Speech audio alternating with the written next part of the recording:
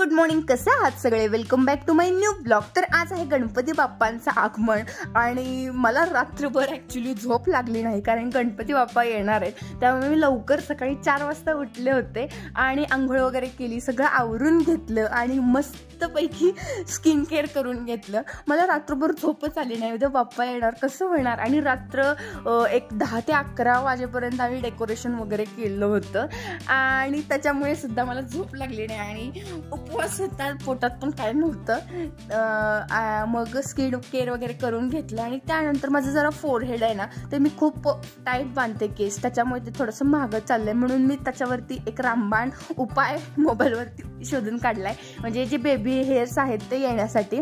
तर मी ते ना काजळ लावते आणि काजळमुळे माझ्या फोरहेडवरती केससुद्धा आलेले आहेत आणि खूप छान दिसतं. म्हणजे तसं ॲक्च्युली माझं फोरहेड थोडंसं महाग आहे. आणि मग त्यानंतर मग माझं स्किन बघू शकता किती छान दिसत आहे आज.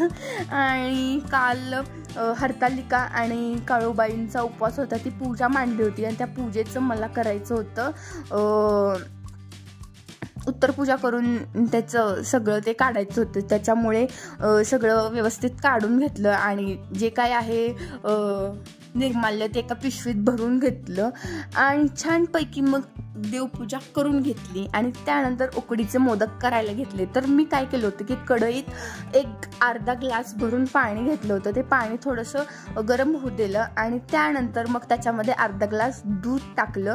याच्यामुळे काय होतं की जे उकडीचे मोदक आहेत त्याला खूप छान रंग पण येतो आणि मुलायमसुद्धा होतात. आणि मग त्याच्यानंतर त्यात 1 चमचा तूप टाकला आणि थोडंसं मीठ टाकलं आणि जे पीठ होतं, 1 वाटी तांदळाचं पीठ घेतलं, ते व्यवस्थित चाळून घेतलं आणि माझा हात खूप दुखायला लागले म्हणून मी किचन कट्ट्यावर बसूनच सगळं ते जे पिठाला आहे ना ते वाफ दिला.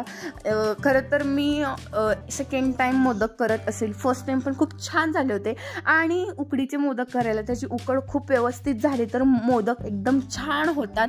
आणि मग जे पीठ होतं ते परातीत काढून घेतलं आणि गरम गरमच पीठ ते मळायचं होतं, त्याच्यामुळे ते असं छानपैकी मळून घेतलं आणि त्यानंतर मग आतल्या सारणाची तयारी केली. त्याच्यासाठी ओलं खोबरं, थोडे ड्रायफ्रुट्स आणि गुळ घेतलं. म्हणजे जेवढा ओलं खोबरं घेतलं ना त्याच्या निम्म गुळ घ्यायचा आणि खसखस घेतली. त्यानंतर कढईत तूप टाकलं आणि खसखस घेतली. आणि मी काही काम करताना माझ्याकडनं काही चुका होणार नाही असं झालंच नाही. खसखस सगळं किचन कट्ट्यावर आणलं आणि त्याच्यात ड्रायफ्रुट्स वगैरे टाकले आणि ते व्यवस्थित भाजू दिलं आणि मग ओलं खोबरं टाकलं. ओल्या खोबऱ्याने खरंच खूप छान टेस्ट येते. म्हणजे जो ओल्या खोबऱ्याचा टेस्ट आहे ते सुक्या खोबऱ्याला येत नाही, त्यामुळे ओलं खोबरंच वापरायचं. आणि त्यानंतर मग गूळ वगैरे टाकला आणि व्यवस्थित एकजीव करून घेतला आणि सगळा वास घरातून दरवळत होता. खूप छान वाटत होतं आणि खूप खुश होते कारण गणपती बाप्पा येणार होते आणि गणपती बाप्पासाठी छान असे मोदक करणार होते म्हणून. आणि छान पैकी मग मोदक केले हातानेच पाकळी करून आणि मोदक गरम पाण्यात उकळायला ठेवले. आणि अर्णव थोडा आजारी होता, त्यासाठी त्याला काढा केला होता. आणि त्यानंतर सगळं घर स्वच्छ गोमूत्र टाकून पुसून घेतलं. मला ना खरं म्हणजे खूप एक इमोशनल गोष्ट सांगायची आहे. ज्यावेळेस मी लहान होते त्यावेळेस आमचं घर पत्र्याचं होतं आणि घर थोडंसं गळत होतं, त्यामुळे लहानपणी बघा ना की बाप्पाच्या अंगावर पाणी पडू नये ह्यासाठी रात्रभर झोप लागायची नाही. आणि आज देवाने इतके चांगले दिवस दाखवले, इतकं चांगलं घर दिले मला, सासर दिले, हे गणपती बाप्पाच्या कृपेमुळेच. बस म्हणजे खूप इमोशनल झाले होते, खूप जुन्या गोष्टी आठवून. ठीक आहे, परिस्थितीतूनच आणि अनुभवातून माणूस शिकत असतो. आणि त्यानंतर गणपती बाप्पाच्या आगमनासाठी खूप छान अशी बाप्पा वेलकम म्हणून रांगोळी काढलेली होती आणि जे कळसात तांदूळ आणि वगैरे ठेवून दरवाजा मंगल मूर्ती गणपती घेतला का? घेतलाय, बुक केलाय. कसला गेलाय? काय बसलेलो. होय, कशावर? खाली बसला. होय.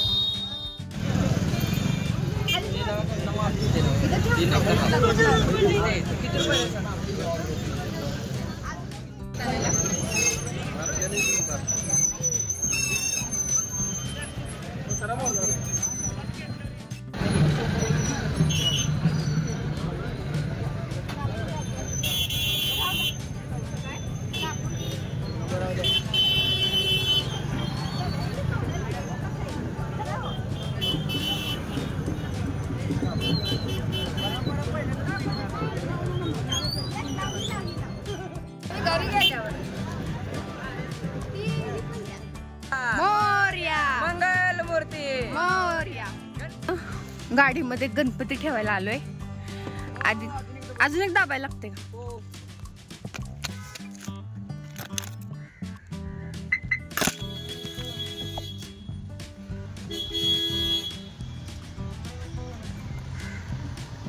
हे ताट पण ठेव, हे झाकून ठेव अथर्व. गणपती झाकून ठेव. थांब ए आदिनाथ, हे ताट ठेव आणि त्याला झाकायला दे. हे माचीस धर. झाकायला हे धर. आता बघू गणपती यस्रोक राहते का. जर गणपतीला ठेवायचं नसेल तर गणपती काढून टाकल. हा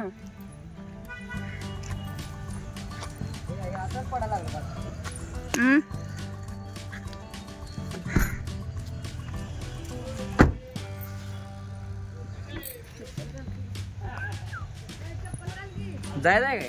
हा आमचा आदिनाथ आहे. आता लवकरच आमच्या घरात गणपती आणलाय. मला दुसरं काय तर म्हणायचं, वहिनी येणार आहे असं म्हणायचं. त्यानंतर मग गणपती घेऊन घरी आलो आणि गणपतीचं खूप छान असं वेलकम केलं. गणपतीवरून तुकडा वाळून टाकलं, त्याला कोणाची नजर लागू नये म्हणून. आणि मी, काकू, आई सगळ्यांनी गणपतीचं छानपैकी औक्षण केलं. गणपतीला घरात घेतलं आणि मग आरती वगैरे केली. आणि त्यानंतर मी गेले होते मामा त्यांचा गणपती आणण्यासाठी. मामाच्या अपार्टमेंटमध्ये आनंदसागर इथे आणि बामण म्हणून मला इथं बोलवले, म्हणजे पूजा मांडायला बोलवलंय. आणि शास्त्रशुद्ध पद्धतीने पूजा मांडलेली आहे. तर इथं 2 विड्याची पानं ठेवत आहे, त्याच्यावर थोडं सुपारी ठेवत आहे. तर इथं मस्तपैकी पूजा मांडले. इथं दास, इथं कलश ठेवलाय. सारिकाताई मला इन्स्ट्रक्शन्स द्यायला लागलेत कसं कसं करायचं. मी त्यांच्याकडनं जरा आदर्श घेते. आणि इथं मस्तपैकी फळ ठेवलेत, सफरचंद, डाळिंब, पेरू, सीताफळ आणि एकच केळा. सार्थकला केळी आण म्हणलं तर सार्थकने एकच केळा आणली. वस्त्रमाळ वगैरे सगळं एकदम ओके मध्ये झालंय. आणि आता आम्ही बघत आहोत गणपतीची वाट.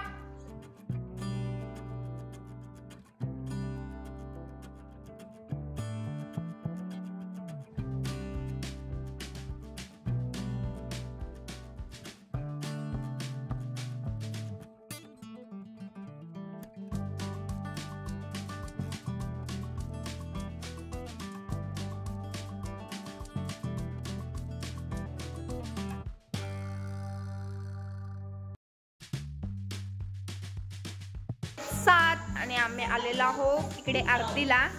तर आमची जानू काय करते बघा. माझं शान बाळ झाडून काढते ग. माझं शान बाळ झाडून काढते. आणि मस्तपैकी सार्थक इथं लाइटिंग लावत आहे गणपती बाप्पासाठी. तर चला बघूयात आजची संध्याकाळ कशी येते. तर गणपतीत आमची खूप मज्जा असते बरं का. मंगलमूर्ती अपार्टमेंट येते रोज एकाची आणि आनंदसागर अपार्टमेंट येते रोज एकाची पूजा असते. त्याच्यामुळे खूप छान 2 ठिकाणी प्रसाद खायला भेटतो आणि सगळे एकत्रित येतात. खूप छान मज्जा मस्ती, डान्स वगैरे खूप एन्जॉय करतो. त्यामुळे आम्हाला गणपती आल्यावर खूप भारी वाटतं. आणि मस्तपैकी मग आरती वगैरे दोन्ही ठिकाणची झाली आणि आनंदसागरमध्ये आणि मंगलमूर्तीमध्ये प्रसाद खाल्ला आणि असा संपवला आजचा दिवस. जर तुम्ही माझ्या चॅनलला नवीन असाल तर माझ्या चॅनलला सबस्क्राईब करा आणि माझ्यावर असं इतकं छान प्रेम करताय त्याच्याबद्दल खूप खूप धन्यवाद.